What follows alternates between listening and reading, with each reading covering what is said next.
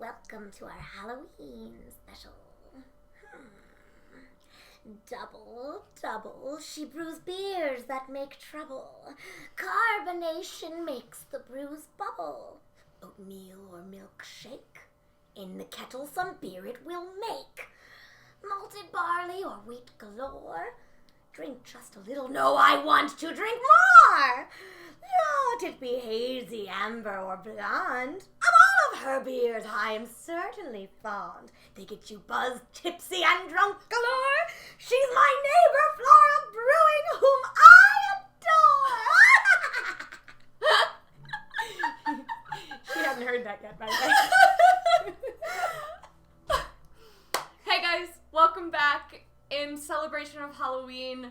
Today we're going to talk about the history of witches and brewing. I'm sorry. That was good. Can't help myself. Alright, so before we get into the heavy and somewhat depressing history, let's crack some beers. I like that idea. Okay, so we have a Yeti, Which, appropriately, also something Halloweeny. Halloweeny. Scary monstery. Scary Or maybe just a monster. misunderstood creature. Much like wishes. Thoughts? Do we believe in Yetis? Do you think it's real? Nah, not really. I'm not very superstitious. I don't know about superstitious. If, like, woolly mammoths could exist, why is this so far off? Like, those are creatures that I wouldn't... Yeah, that's true. We've never seen those. Alright, yeah, you're right. Well, we've seen... Pour the beer. We have Yeti by Great Divide that we're doing today. It's an Imperial Stout. And we also have Fremont's Dark Star Imperial Oatmeal Stout. Dark and delicious, just like us. Dark and spoopy. Spoopy.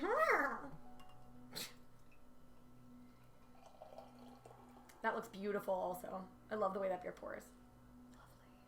Lovely. I think it's all foam. It's okay, it'll sound lovely. Is it actually nitro or is it just thick? It's just me pouring it. I still get kind of confused. Like, the science behind the little pellets that do, like, the canned nitro beers now are so cool. They have, yeah. You know how those work, right? Kind of. I mean, I understand that, like, it somehow cracks and releases the nitro when you open it or something. It's basically pressurized, so there's a little ball with nitro in it, and when the pressure is released from the can, it allows the nitrogen to get into the beer. It is interesting. The texture, you definitely feel it, and it's not off a keg, but it's still... Yeah. I really like the coffees they're doing that way, too. Mm-hmm. But the cold brews? I drink coffee like it's someone's business. That's fine. It's ridiculous. Why don't you talk a little bit while this settles? Because I actually don't know most of the things that you have done the research on. You kind of teased me a little bit with some of it, but I will be learning also. All right. So, as some of you may know, women in beer... I am a woman in beer. It's kind of a rare occurrence. It's becoming more and more popular. First of all, she is a badass in beer who happens to also be a woman. So, tell me more about women in brewing, Sarah. So, traditionally, women actually brewed the beer. Believe it or not. Up to 10,000 years ago in the Sumerian culture, they actually worshipped a god Ninkasi, which, I mean, you guys have heard of the brewery Ninkasi. It's one of my favorites. She was the god of beer, and it was said that she brought beer to humankind to make them prosperous, and It was literally the drink of the gods. Literally the drink of the That's gods, and I still cool. believe this. And traditionally, women brewed the beer. They brewed the beer for rituals, ceremonies, and just, it's always been a woman's craft, just like bread baking. Bread baking is basically the same thing as beer. Oh, yeah, and similar ingredients, right? I mean... in a hunting and gathering society, if you think about it, women were gathering and women were doing the cooking and doing all the household things and had experience with herbs and with foodstuffs that weren't animals. And if you think about it, that's what beer is. Maintaining the fires, maintaining the kitchen, maintaining the places where things are cooked. That's so... I never thought about it like that. Exactly. So, it even goes back to Vikings. Vikings, they would only allow women to brew. It was specifically a woman's charge to make the beer to go out and fight. Interesting. And like there's a whole thing about Vikings now that it wasn't like a culture necessarily, it was more a job, but I digress. I don't know anything about that. I've just been reading. I've watched some of the show. There are really attractive men on it. I know that. And some pretty attractive women, if I'm being honest. Oh yeah, she's awesome. She's badass. I bet she was a badass brewer. She probably was. Right. Are we ready to dig in? Is there more information to get to? There's a lot of information to get to. But Well, then let's take a sip. So an imperial stout, which as we discussed in a previous thing, means basically higher alcohol. It's a high alcohol. Let's see if it says 9.5. Yeah, that'll get the job done. Hello. Okay, From Denver, like a lot of Colorado. stouts, this automatically gives me that copper metallic penny smell. Like It smells before, like chocolate to me. So I was gonna say before I get the dark chocolate, like I get that on the back end Yeah. after the like licking a penny. It smells like cocoa mix. Yeah, like I agree with that. Oh, I just like want to sit down and sip that. That's delicious. That's just it's like a hug. It is. It's really smooth. It's smooth, but it's bitter on the back end, like very Dark hoppy. chocolate. Like if you think about the unsweetened chocolate when you like really it's really like high in 95% chocolate. yeah, like really high in baking chocolate. Oh, it's good. And the hops kind of sneak up on you. Mm-hmm. That's so interesting. I don't. Beautiful tan head. It's It literally looks. It looks like a glass of hot chocolate. Yeah, I mean it's really pretty. The color's great. It feels really good. The hops kind of sneak up on you in the back, so you can still like drink it quickly. Mm-hmm. Like you know how sometimes with IPAs when they're super hot, but I have to babysit them. I can't. Mm-hmm. This is very chuggable because like the hops are mellow. Like you get them, but they taste like hops. They don't just taste like bitter. You know? Yeah, that's good. Good job. Great divide. I can't tell you what those hops taste like though. No, it's just like bittering hops. I would probably say something like Northern Brewer is what it tastes like to me. Because it's not. I bet it doesn't tell you, right? Nah. You can probably find it online. I'm curious because I feel like hops are not a flavor that I usually pull out of a stout. Mm-hmm. And that's probably just inexperience and things I just haven't seen. I'm sure it's much more common than I realize, but all This the almost IPAs, tastes like a black IPA. Like a really strong black IPA. maybe, but like a lot of the times with the IPAs, you get one of those very specific flavors, whether it's citrus or pine Mm-hmm. or dank or whatever. This just tastes like, Bitter. just like, yeah, but not, I don't know, it's balanced. Not I really like bad, it. yeah. Like chocolate. Yeah. Like unsweetened chocolate. Yeah. So up until 15th, 16th century, women in Europe and elsewhere were making beer in their homes. It was the potable drinking water, essentially, because you had to boil it, and so, you had to have someone making it, or you would die. You would die if you didn't have beer. Being drunk is better than being dead. Very true. And they also had the plague. So there's that. So do we. Yeah. So Drink up. drink up. Fight COVID.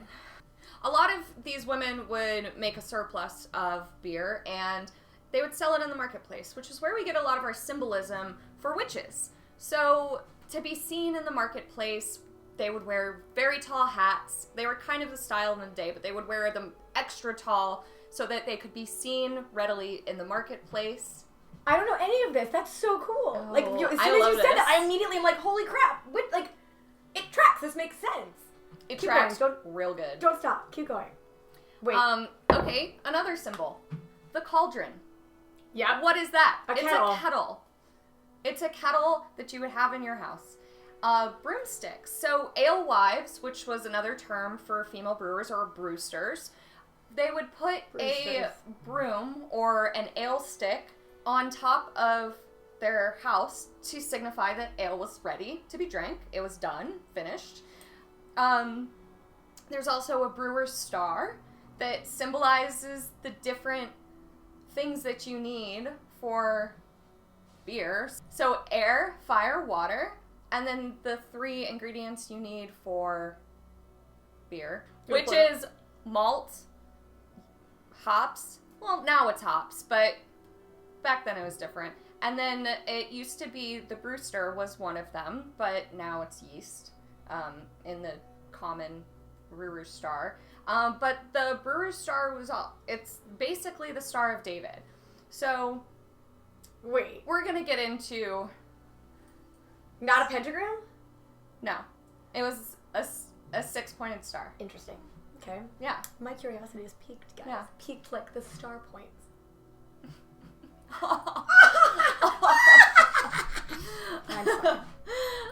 Another symbol, cats. Which always has to have her cat. You have grain everywhere. You've got to get rid of mice. I mean, this all makes total sense. Why was it... But... So when did the... I mean, I'm sure you're going to get to this, but the question obviously is, when did it go from, like, this was probably a coveted job. Like, the person who made ale, like, was probably a beloved person in the community. How did that shift to such a negative... Well, if you think about it, it was one of the ways that women could make money in society, right? So widows could make a living by making beer, and you couldn't own property as a woman, but you could make something to sell it, right? Yeah. Capitalism happens. The man? Is that what you mean? So basically, other breweries became like super commercial, larger scale. The Catholic Church got very involved, and you might not expect this, but it was the Spanish Inquisition. Nobody expects the Spanish Inquisition! Sorry. So beer originally wasn't made with hops, right? So it was originally called Groot. And basically, if you think about it, like all the herbs that witches would use, like, think about it, it's Cauldron, herbs. And they get you intoxicated. Yeah. So it's basically people could claim that it was poison? Yeah. And one of the ways that the establishment forced a lot of these women brewers out is they spread rumors that their beer was tainted, it was being diluted, or poisoned. So which again, if people are getting drunk and doing stupid things, they can blame it on the beer, which blames it on the brewer. Mm-hmm. This makes sense, but it's terrible. It's really messed up. They basically ruined the reputation of these women, or they killed them.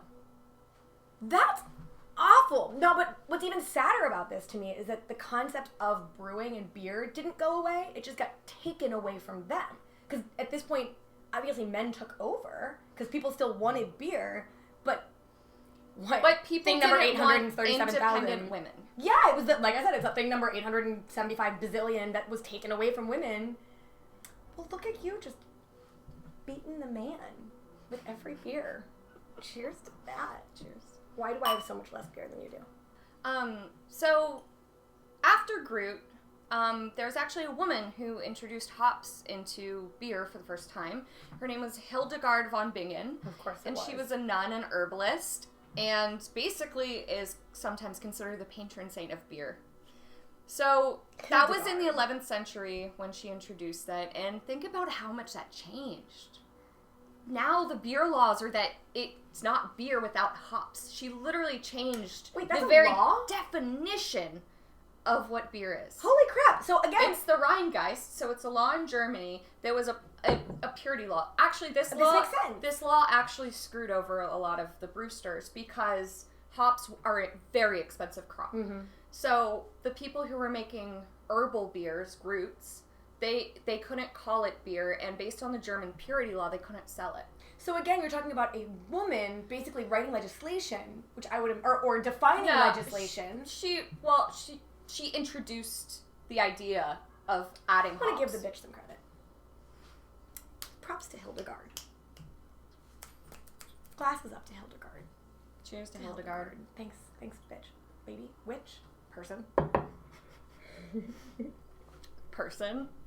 So a lot of the brewing went into abbeys or into commercial breweries, and because women couldn't own property or start their own businesses, they were very much forced out beyond being, like, murdered.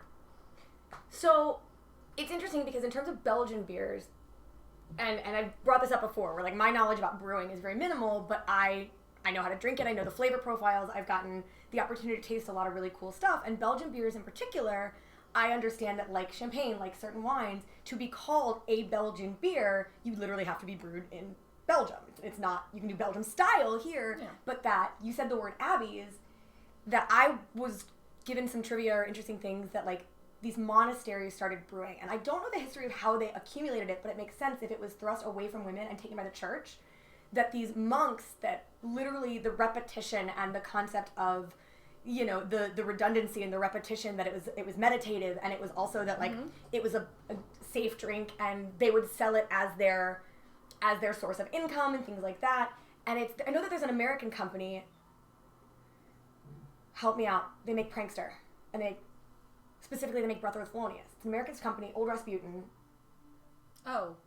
Old Rasputin is made by North Coast. North Coast, yeah. Okay, so North Coast Brewing, 99% sure this is correct, has a beer called Brother Thelonious, which is an Abbey-style Belgian American beer. But it's called Brother Thelonious, who is a musician, who's also a monk. And he has the Thelonious Monastery in Belgium. And that monastery is very music-focused. And they do a ton of music education with youth. And we can check this for validity and find out how much I remember and how right I am. But that Brother Thelonious was very active in helping children learn music and making that a part of their life and helping underprivileged kids get access to that kind of jazz specifically. So North Coast created this beer, which is delicious, by the way. It's this like rich, amber-colored caramel flavor. Like, it's just delicious. But the proceeds, I don't know if it's 10% or 20% or 100%, go to the Thelonious Foundation, which helps underprivileged kids get access to music education, which the concept, hopefully the good news is, you know, after they punished all these women and took away all these amazing things that the women should have been doing, which hopefully in some of these monasteries nuns were also participating in, that maybe like your choice was to either be a witch or a nun if you wanted to continue I think a lot brewing. of nunneries were brewing beer as well. I think that was one of the ways you could. Well, but like you said, if it was widowed women or women who needed money, what else could you do other than try to make money or go to the church? You were kind of stuck. This, like, as I'm, like, processing all the little nuggets of information that I've accumulated over the years, it all absolutely ends up being, like, guess what? Women got shit on.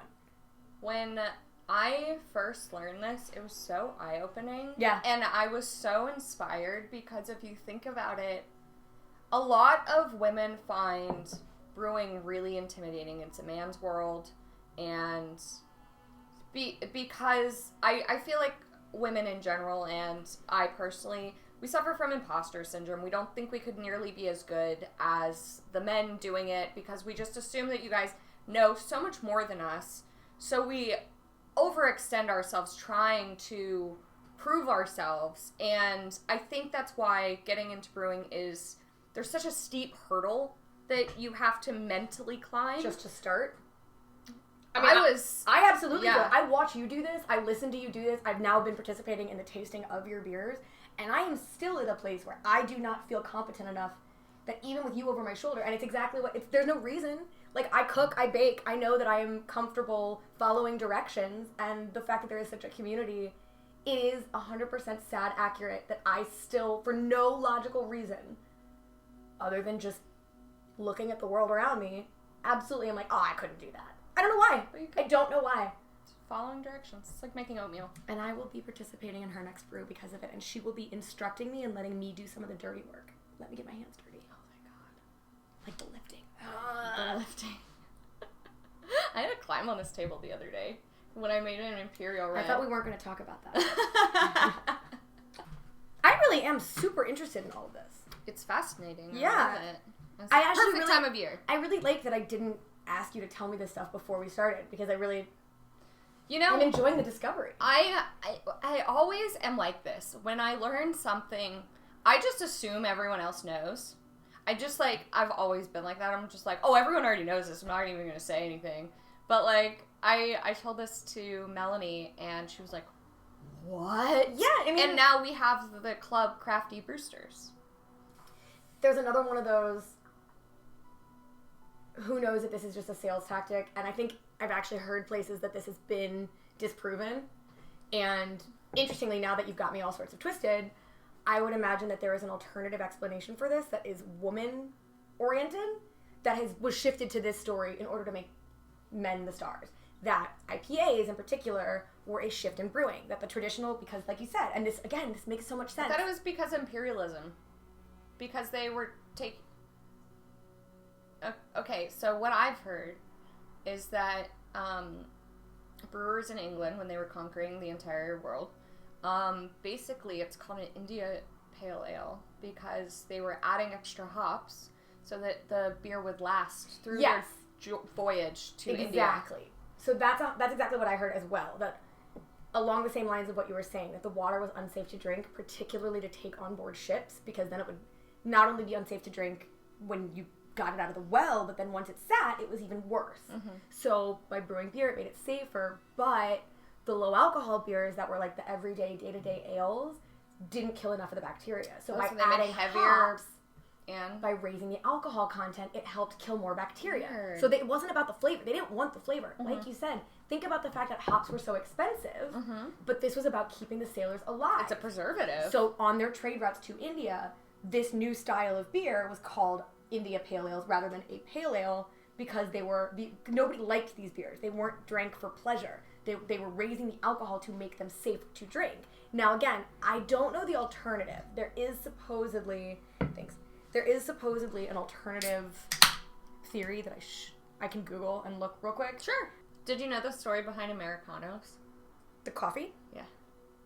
No. I worked at Starbucks. That's like my other... Wait, do we also trust that the stories from Starbucks are real? I think someone who was a customer told me. But I think this one's actually true because it's like more current. But when the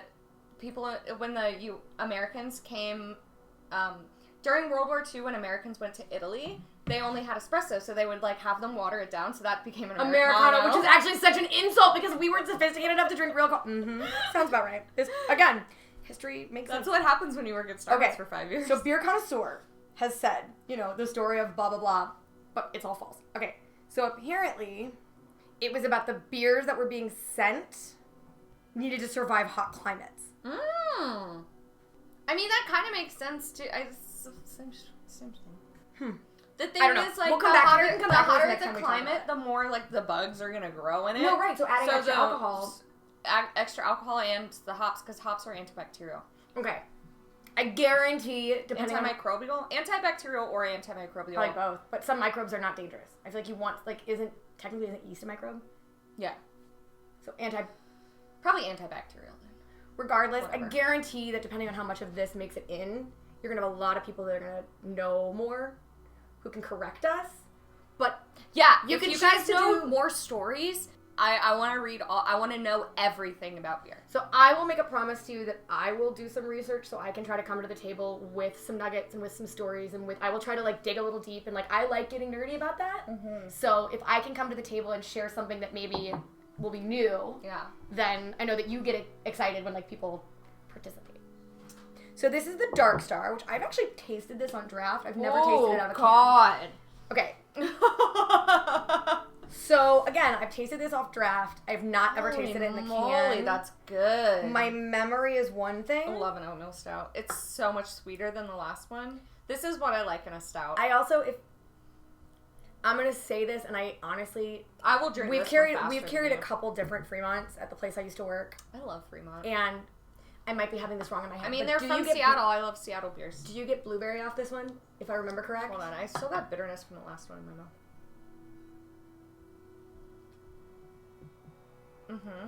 So this was always interesting for me because it had more fruit, like an odd amount of dark fruit. Super fruity.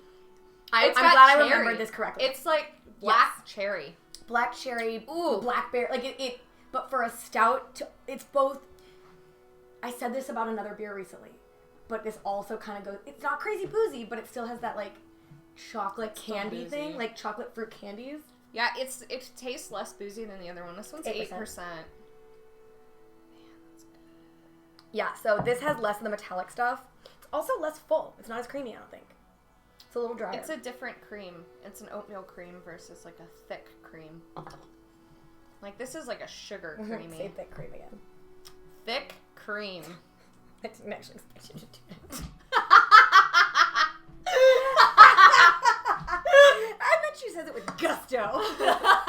Thick cream. You will now need to make a beer called the Thick Cream. Ooh. A thick cream. No. Thick cream ale. Yes! I was really afraid I was going to spill my beer. You didn't. You did great. I'm really glad. I got a 6-pack of that and I'm stoked. I feel like 3 of them will be gone by the end of tonight. Yeah, this is really good. It's not as much chocolate. It's still got the cocoa coffee. It's way more fruity than chocolate. In a not... have you had those... Okay, I don't remember what they're called, but it's like mushed up dried berries wrapped in like the chocolate. goji berries? No, they make blueberry ones, but it tastes like the blueberry one of those. So it's like Brookside or something. Yeah, they do acai berries and they do goji berries. I've never had the blueberries. The blueberry's really good. But yeah, it's like the dried fruit with the dark chocolate around it. But it's exactly like organic dry, so it's like actual real chocolate, not fake, like it's cheap real, chocolate. It's real fruit, real chocolate, good real shit. Fruit, real chocolate. Sponsorship in the works. Real fruit, Brookside, real fruit, real chocolate. Tastes like beer. Thick and creamy. Maybe that first 10% is really kicking in. Woo! Well, on that note, does that about do it? Yeah, I think we've about done it. We've done a lot. Everyone's unsubscribed at this point. Don't do that, guys. Sad music background sounds. I really enjoy doing this, and I really enjoy the free beer that she gives me. So, please, tell your friends. Tell your family. Tell your drinking buddies. Support female brewers. Let me rephrase. Support badass brewers who also happen to be female. Whatever the floor brewing thing is. Sounded like you were doing the Mexican hat dance. God bless editing. How do you want to finish it? Thanks so much for watching. Happy Halloween. Like and subscribe. I've got the Patreon up if you want to get ad-free, early videos, happy hour with Jenny occasionally, merch, join above, and... worth every penny. I will take that. Thank you. No matter what, happy Halloween. Be safe. Vote. Whether you're a trick if or you're a in the treat, US. Definitely vote. You can be a trick. You can be a treat. But don't be a super spreader. Cheers. And don't forget, drink half the keg! That's a good one. We were prepared for that. Oh, we're dumb. We are dumb. I like it. Oh, that's my stink bug. I have a pet stink bug and that's it. I need to name him. Rupert. Rupert! Yes, I love it. We're sure it's not a spider? No, it's a stink bug. He was over there the other day. He's loud. Oh, that's what I heard earlier. What noise were they I making? keep hearing, like, it sounds like paper fluttering. But What it's are just stink him bugs? flying around. They're kind of beetle that smell when you scare them. Halloween. When you scare them? Oh my god. This is like the perfect Halloween mascot. He really is. Rupert, the Halloween mascot. That's ridiculous. I should have got a pumpkin. That's a lot. Nobody expects the Spanish Inquisition! Sorry.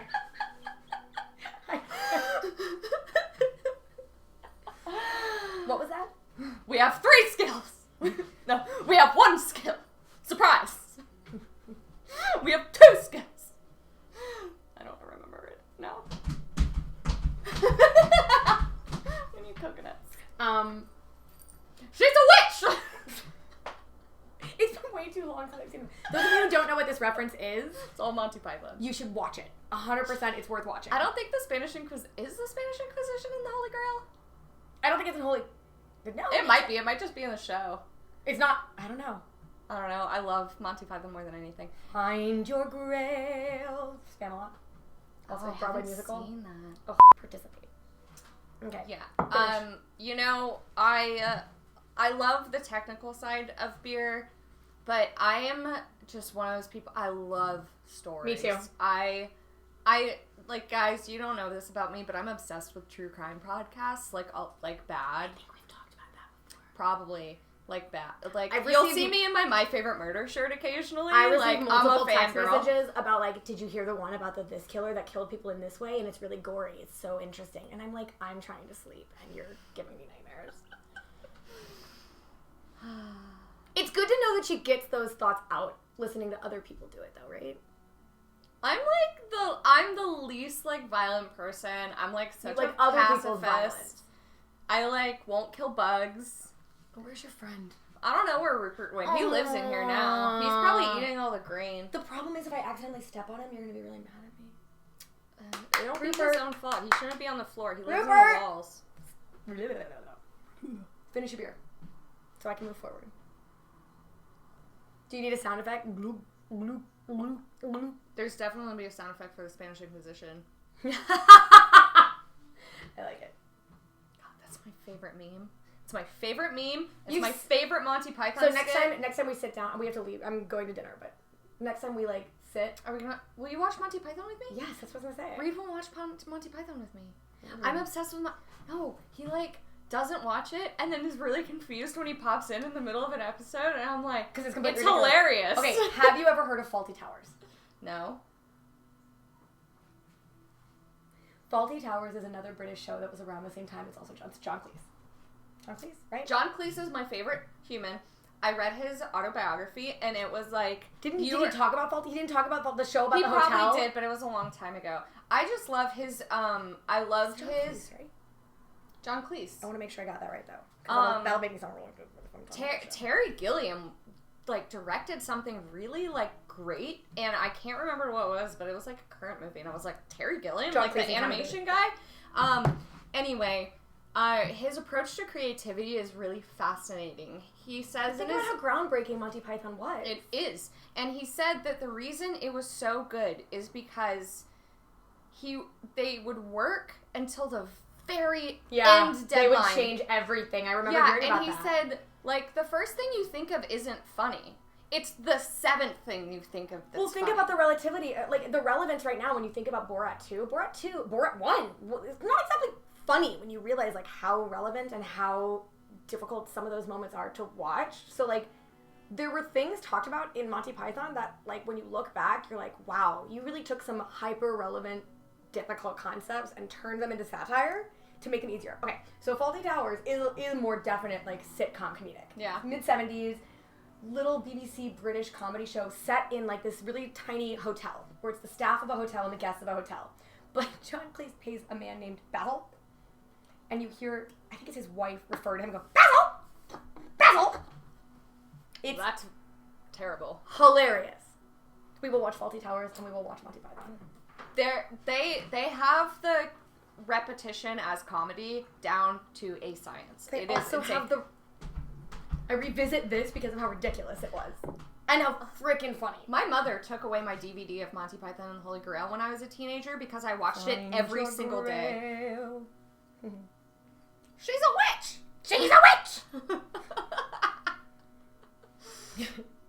But, like, they also were the comedy comes from the source of necessity. Like, they used coconuts because they couldn't afford horses. Like, they didn't go out with the goal of saying funny. They didn't have an option. Like, it wasn't like if they could have afforded real horses, they would have used real horses. They couldn't, but they were like, so what do we do? Well, I guess we figure it out. And the brilliance of creativity. Okay,